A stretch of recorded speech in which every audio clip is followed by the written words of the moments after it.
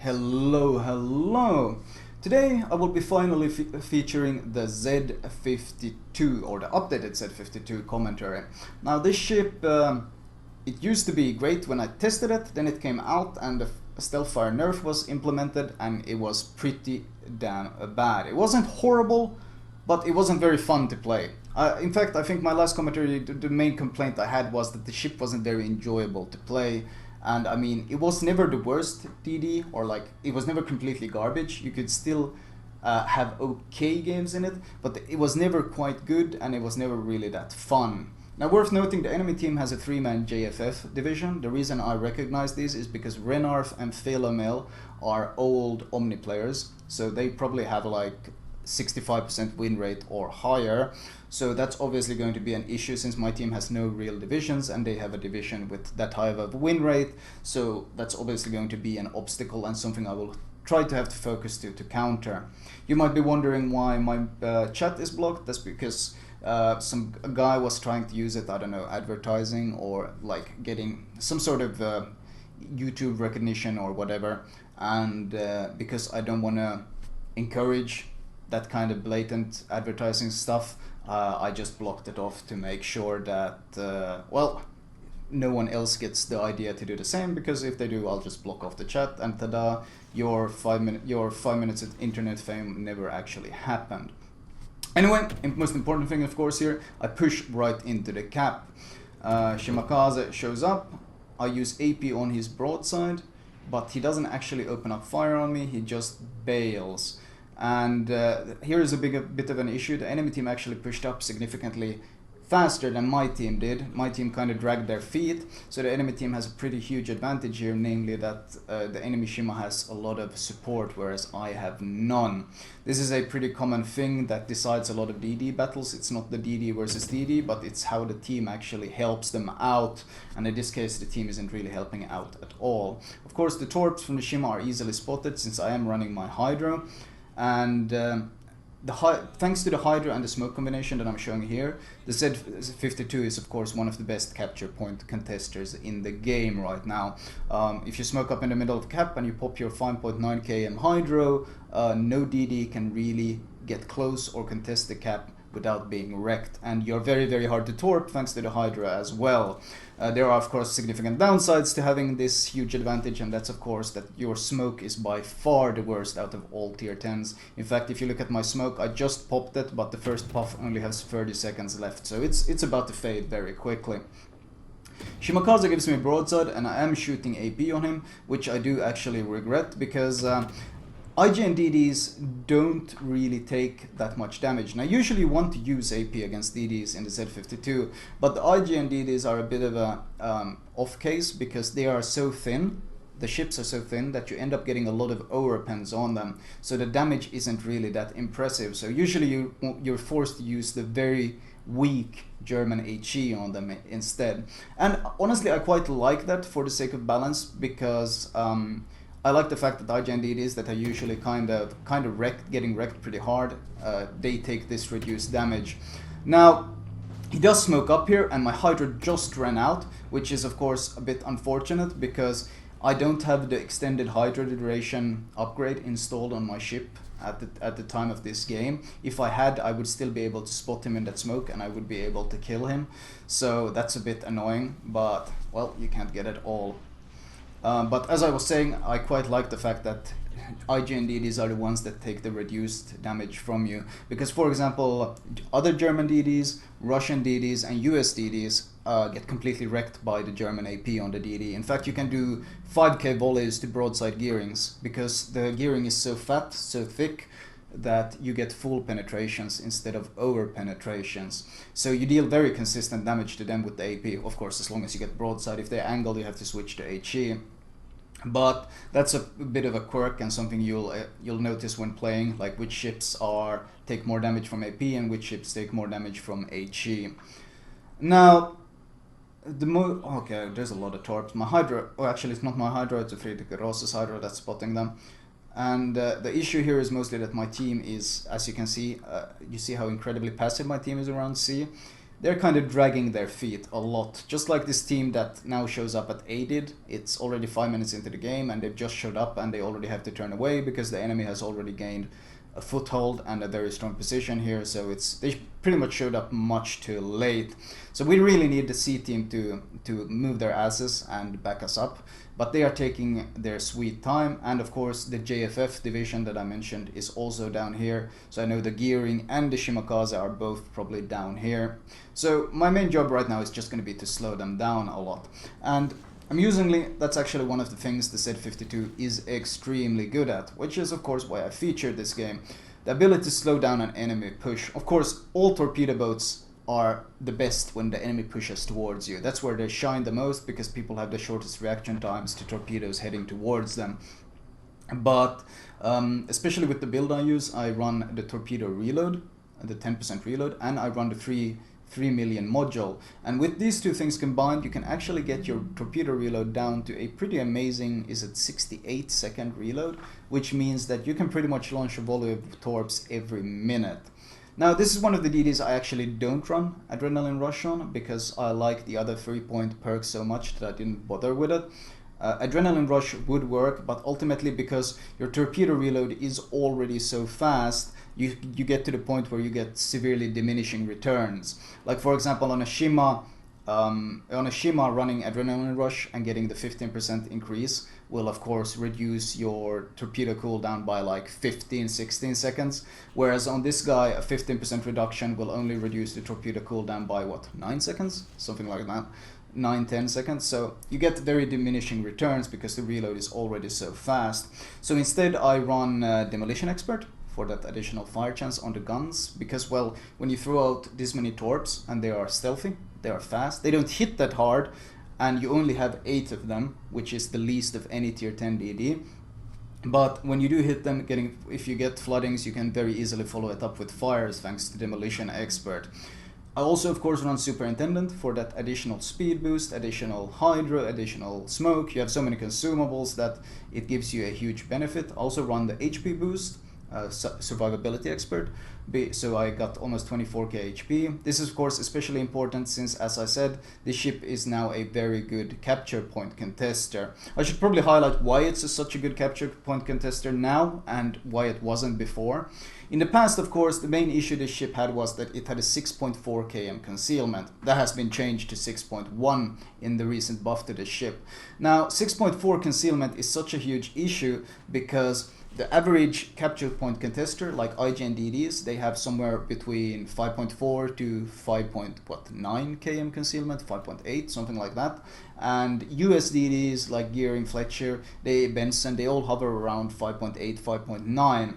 So they all get like a minimum 500 meter buffer on spotting you, and this is of course makes it almost impossible to try to get any capture points, because when you get a 500 meter buffer you can easily turn away and avoid fighting me, and you can just keep me spotted for your teammates. You force me to smoke up because I'm spotted and the entire enemy team is shooting at me, and then you just wait out my rubbish German smoke, and once the smoke has faded, well, then I'm dead.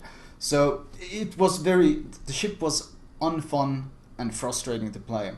But now, of course, the change has arrived, and the concealment has been changed from 6.4 to 6.1 kilometers.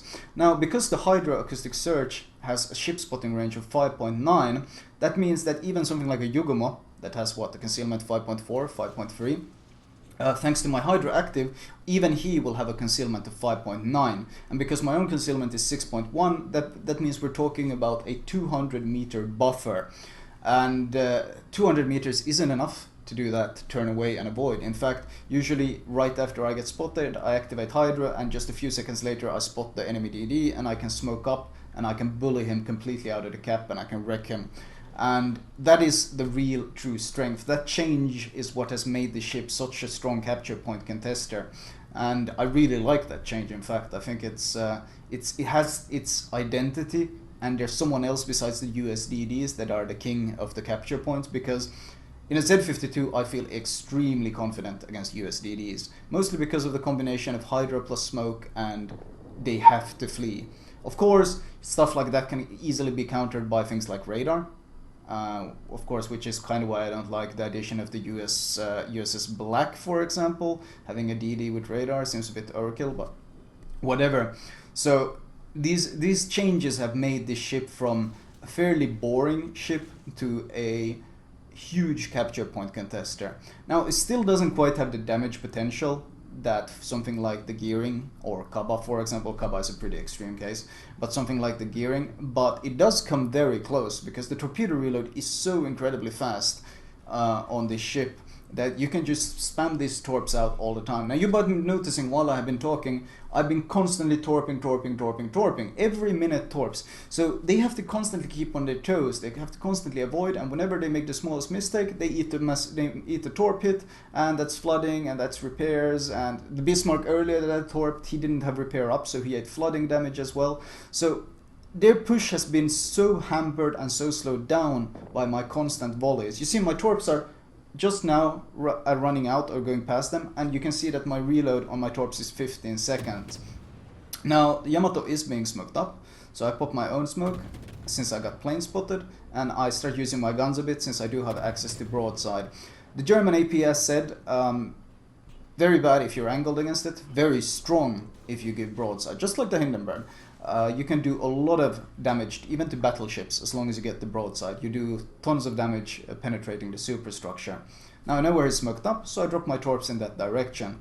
Either I will get hits, or I will force them out of smoke, or both. And the Gearing, that most likely is here, based on the division, if he tries to come and fight me, well, I got hydroactive. If you time your consumables so that whenever you smoke up, you also pop your hydro, you are kind of untouchable in the smoke.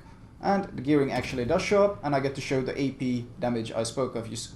5,000 damage, 5 penetrations. You noticed on the Shima I got only overpens, but on the Gearing, for example, I deal massive damage. So in that little exchange there, I just dealt 9,000 damage to this Gearing, and considering he has 23k damage, that's a pretty significant hit. As soon as he angles, of course, the damage drops down significantly. Some torps landed on the Izumo. I don't know, did I hit the Yamato as well? Regardless, of course, they're being forced out of the smoke because of my torpedoes, and I use my AP now on the Yamato, who's giving me broadside, just to showcase the straight up damage you can deal when you do get broadside. HE would probably be a very good option here to burn him down as well, but my torps are up once again, so I throw those out and I start moving since the short German smoke is already fading. I am spotted, which means the Gearing must be close, and there he pops up. He gives broadside, so of course use AP, but he does angle in time to reduce it. Now the issue here really isn't the Gearing. I'm not too worried about the Gearing himself. I'm actually more worried about the Yamato, because once again, this ship isn't good at this kind of gunboat style, because if you do get hit, as I got hit by the Yamato there, you get chunked heavily. Battleship AP deals massive damage to you, and that's of course one of the major weaknesses. So I switch to HE just to make sure I can secure this kill, and I keep angling away, not just from the Gearing. I've always said when you fight other DDs you want to kite away, that gives you an advantage, but I also want to increase the distance between me and the Yamato so that he can just melt me with AP. I land torps on the Yamato as well. He does have his repair up, but that will help my team finish him off. I'm hoping the Gearing would give me broadside, but no, he keeps angling, so I switch to HE again. Let's see if I can finish him. At this distance he's having issues even hitting me, whereas I don't really have too many issues hitting him because, well, my arcs are better. Someone, however, takes the kill, so I'm actually unable to get a single kill this game. However, considering I was facing division and I was pretty much, my job was to slow them down at A, and I still racked up 163,000 damage, which is of course quite nice. And it does really showcase the new strengths of this ship, the ability to contest capture points, and just the ability to really hamper any sort of push with the rapid reloading torpedoes. Now, I will be making some additional commentaries on this ship, as I actually think the build I'm using now, I really like my current build. I think it's the strongest build that you can have for the ship right now. Well, that's just my opinion, of course, but there are some variations that are interesting and could benefit different playstyles and could perhaps work quite well as well. I mean, I'm not going to say straight up my build is the best, because I don't feel I have experimented enough with different builds to make that claim, but I do think my current build is very, very good. I will of course feature that at the end of this clip. But I do want to make some testing with RPF and maybe Adrenaline Rush as well, but it's not really as strong on this, once again because of diminishing returns. Now the game does end 163k damage. Got a bunch of those Elite Commander XP things done, because that's when I played this game. Team score wise though, 2.1k, almost 2.2k. Top to score, not a single kill sadly, but my effects could be seen quite easily. And the enemy division, of course, that I spoke of, that had the very high win rate, they struggled to really get anything done because of my constant pressure and my constant harassment of that division in particular. A smoked up Yamato is usually a huge threat and a huge problem for your team, but because of my constant torpedoing, he never really got the opportunity to, they never got to really make use of that kind of tactic. Detailed report, damage upon your spotting only 24k, potential damage surprisingly high, but that's considering how little time I actually spent in the open or being spotted, but that just tells you how much they really wanted to kill me. And here's pretty interesting, torpedoes launched 80 torpedoes launched during this game. So that really gives you an idea of just how many torps you can vomit out on this thing.